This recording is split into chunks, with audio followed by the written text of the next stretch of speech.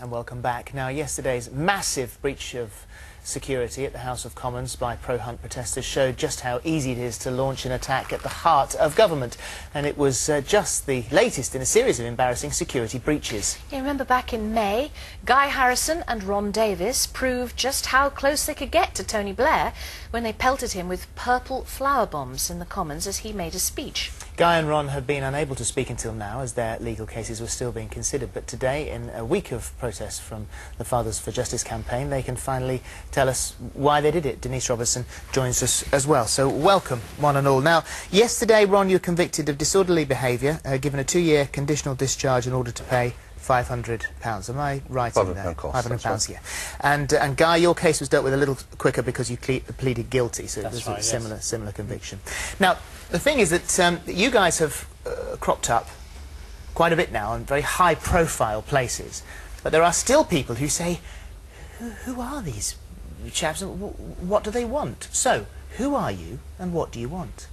We're Fathers for Justice, which is a campaign group that basically wants equal rights to see our children. There's a number of thousands of men and grandparents that don't get access to see their children, regardless of court orders that are sort of got legally through the courts. And mothers usually, flout them if it's a non-amicable split, and it sort of gets to the stage where they just turn around and say, right, well, we're not upholding the court order, and fathers don't get to see their children. Yeah. I haven't seen my daughter for 3 years, and I think Ron is pretty much the same. But we're made up of more than just men. There are a large number of grandparents and women in our organisation. I think women represent now some 25% of the group. And they may be new partners, and in fact in my own group there are 2 mothers who are having equal problems seeing their children where the father has custody, if you like.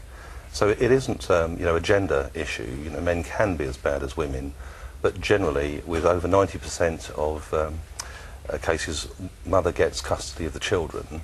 Obviously it's usually the mother who's preventing the contact. So changes in the law that you want are? We want a presumption to contact. That is to say, every parent in this country should have a legal right to see their child. That does not exist at present. People have said to me many times, how can they do this to you?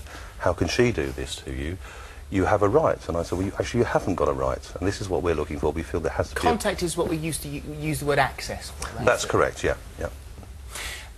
What else would you like to see changed?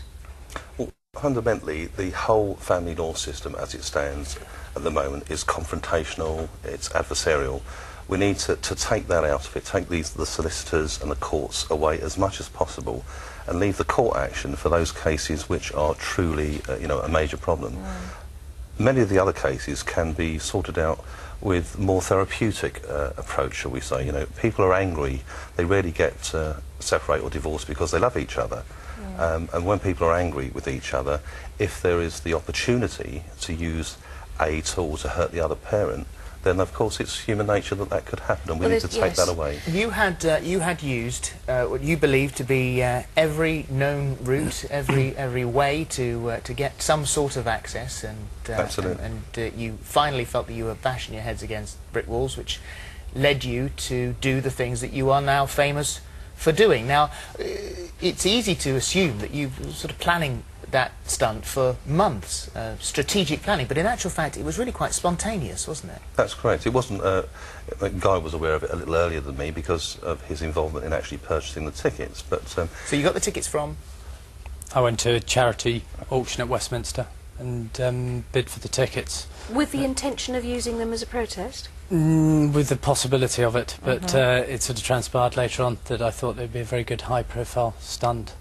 And as you were saying earlier on, the main problem that you've got is that we've tried every legal way that there is.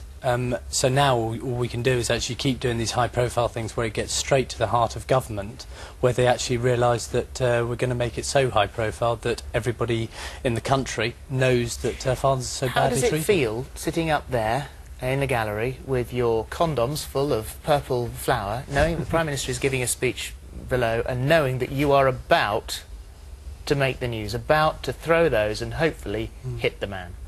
Well, it is. It's very, very nerve-wracking, obviously, that you're sort of... I mean, it is to a certain degree disrespectful that you're going out there and you're stopping Parliament, in essence.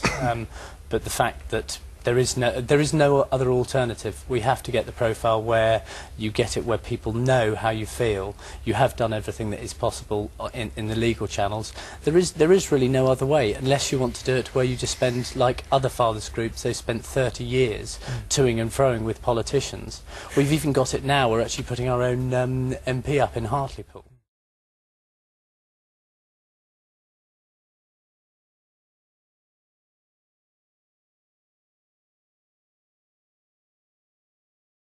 I went to court, I think, something like 38 times. I've spent over £50,000, and I have got 3 court orders that literally are worth nothing.